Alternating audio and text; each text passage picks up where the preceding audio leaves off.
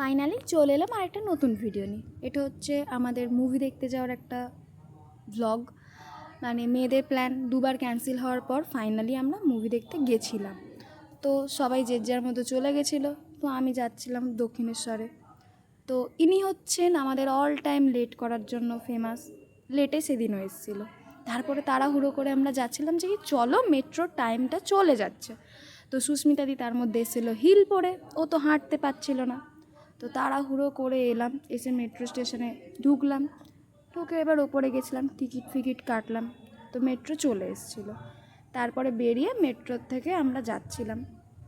তো মেট্রোয় উঠেছিলাম, ওঠার পর তো কিছু ঢং না করলে চলে না। তো বেরিয়ে গেছিলাম রবীন্দ্র সদন, ফাইনালি আমরা পৌঁছে গেছিলাম। তো হেঁটে হেঁটে যাচ্ছিলাম এই রাস্তাটা দিয়ে। তো একটু ভিডিও করছিলাম, প্রত্যেকবারের মতো সুস্মিতাদি তখনও পিছনে ছিল। তো এসে গেছিলাম একদম আমি নন্দনের সামনে। তো এই ভিডিওটা প্রীতি করে দিয়েছিল আমাকে। তো নন্দনে এসে আমাদের মুভির শুরু হতে আর 10 মিনিট বাকি ছিল। তো আমি তাড়াতাড়ি দৌড়ে গিয়ে টিকিট কেটে ফাইনালি হলে যাচ্ছিলাম। তো মুভি স্টার্ট। এটা হচ্ছে ফার্স্ট ছিল, মানে বইটা খুবই সুন্দর ছিল, গৃহপ্রবেশ ছিল বইটার নাম। শুভশ্রীকে এখানে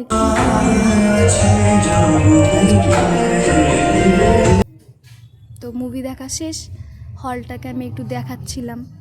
তো তারপর তখনও মুভির ওই যে নাম ফাম দেখায় ওগুলো দেখাচ্ছিল।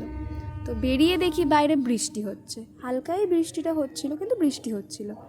তো মুভি দেখিয়ে বেরিয়ে সিঁড়ি থেকে নামতে প্রায় আমাদের 15-20 মিনিট লেগেছিল।